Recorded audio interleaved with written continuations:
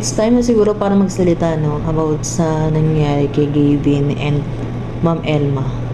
Alam niyo yun, wala ako sa lugar, no, para mangialam. And dahil sa naiinis na ako sa mga nakikita kong post, may iba akong mga videos na pinanood ulit. At talaga palang ano, no, iba na yung turing ni Sir Gavin kay Elma. Actually, parang mas nagigets ko na yung mga nangyayari, no? Makikita natin guys na grabe yung pagmamahal ni Ma'am Elma kay Sir Gavin. Kasi alam niyo yun, makikita mo sa mga video nila na si Sir Gavin talaga yung umiiwas. Pero si Ma'am Elma is andyan pa rin, no? Andyan pa rin siya para kasamahan si Gavin, lalo na yung event ng Glow. Grabe yun, sobrang sakit nun.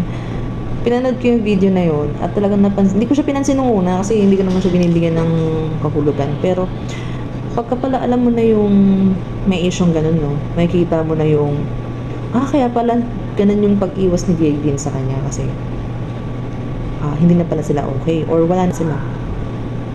Grabe, ang sakit nun talaga guys. Kasi alam nyo, kahit hindi namin boyfriend si Gavin, nasasaktan kami sa ginawa niya kay Elma.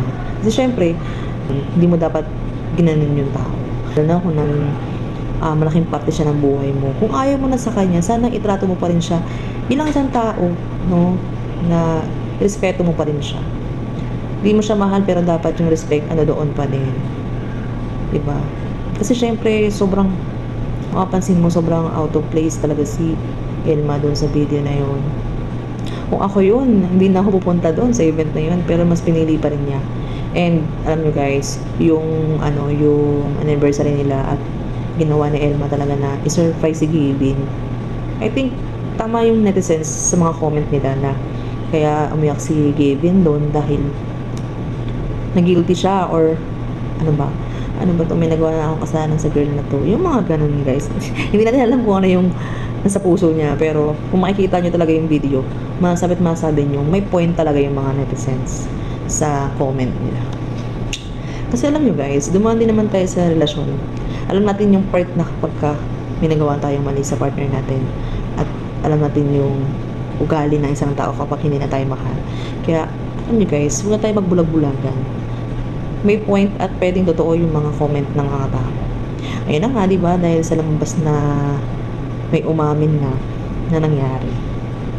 Ayun lang, nakaka-disappoint lang. Alam nyo, dati alam naman natin na si Gavin talagang makikita natin sa mga video niya na mahal niya talaga si Elma. Yung mga unang video, pero ngayon kasi guys, makikita mo rin talaga na hindi na niya mahal si Elma. Napaka swerte lang niya talaga kasi si Elma sandang pagtakpan siya kung ano man nagawa ni Gavin.